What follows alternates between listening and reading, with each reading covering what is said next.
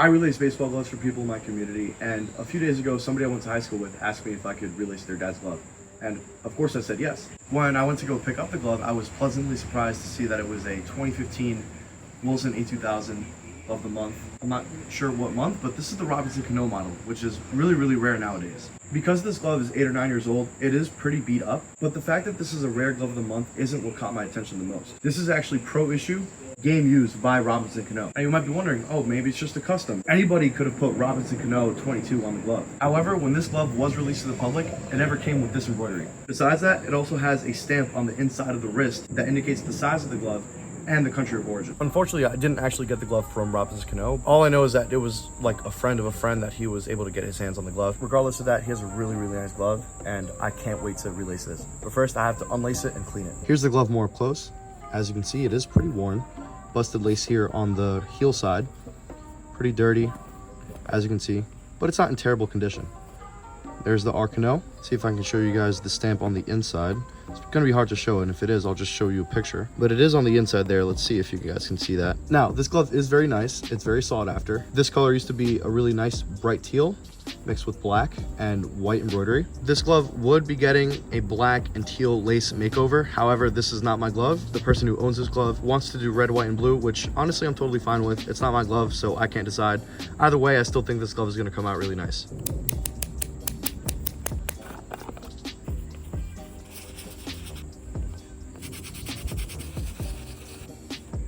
While we work on that glove, I actually want to take some time and talk about this Wilson A2K. There's something off about this 1727, and it's the one-piece web. That's right. This glove used to actually have, you guys gotta excuse my voice. My voice sounds like a pony right now because it's a little hoarse.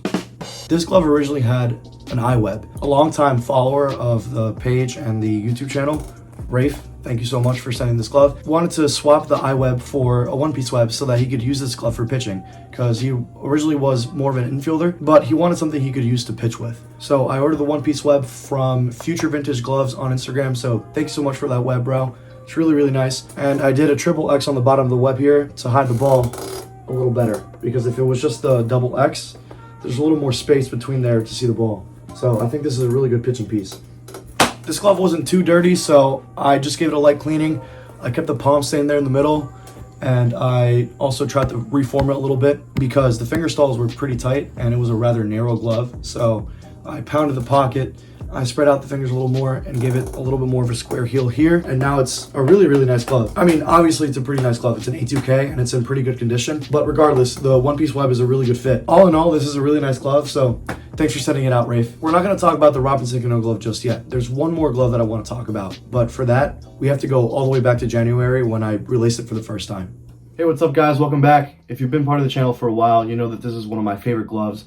It is my 44 Japan Select 11.5 all orange tan with that really sick custom web. I personally don't use it, so it doesn't have that much wear for a 3-year-old glove, but a couple of my teammates have used this glove for pitching because of that really cool web, and it looks really sick on the mound. Now, this glove is broken in pretty nice. I tried to do the best I could to get a Japanese form. Nice and flat and open glove with a boxy heel. But one thing that this glove doesn't really have is a good pocket. Whenever you catch a ball like up here, the ball doesn't really sink into the pocket because it's a really flat glove. And I kind of messed up on the break-in. I mean, it's not the best Japanese form, but it definitely could be better. And I think something that's going to help that is the relace. So here's what I got so far, and I gotta say, I'm really loving it. Even though I'm not even done with the glove, it already does feel more rigid, especially down here in the palm area, because I put that extra lace running through the through those holes there that were empty before. Now all that's left is the web and the fingers, so I'll see you guys when that's done.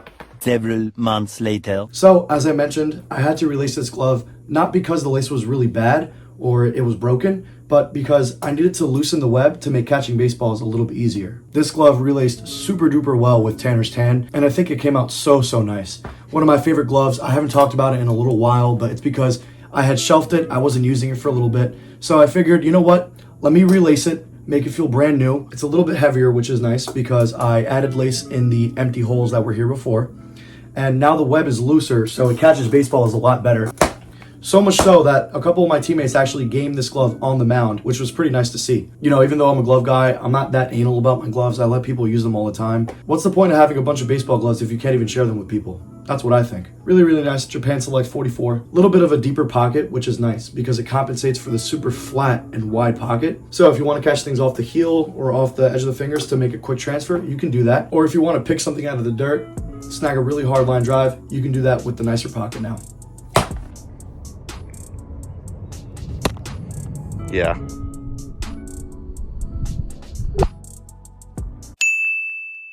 Now this glove is done, and not only does it have a nice pop of color, it also has some newly added structure because I went ahead and I added palm adhesive to the inside of the palm. It's essentially a glue that makes sure the lining side and the palm side of the glove stay nice and together so that when you close it and open it, it prevents new bubbles from forming. So the glove's clean, has new lace, and it feels really, really comfortable. And I think that has to do with the fact that this is a pro issue glove. Even though it's about 8 or 9 years old, it still feels really, really nice. It's very comfortable. It feels really well made, pretty lightweight, but that's a common theme with a lot of Wilson gloves, so I'm not really surprised there. I didn't really get to talk about how this glove is a pro issue and how that compares to other gloves, but in reality, I can't really compare this to other gloves that I have because for one, I don't have a Wilson A2000 that's broken in similarly to this one, so I can't really compare how those two gloves really work. Hopefully I get my hands on a brand new pro issue so I can compare it to my fairly new Wilson A2000 that's up there on the shelf. As you can see, relacing a glove doesn't only make it look nicer, it could also improve its function, especially if you swap the web like I did on the other glove before. If you guys enjoyed that video, please remember to like and subscribe. Your feedback really helps the channel. Recently we hit 6,000 subscribers, which is pretty nuts. I remember when I was editing the video for the Bader glove, which is right there, I said towards the end of the video, oh, we're about to reach 6,000, but I didn't add like an editor's note after because by the time I uploaded that video, we were already well past 6,000 subs, so thank you so much, guys. Be sure to let me know what you guys want to see in future videos. I have a couple things planned out before I head out to San Diego again this summer. So that's gonna be so much fun. So hopefully I get to show you guys that, and I'm looking forward to it. So see you guys. Thank you.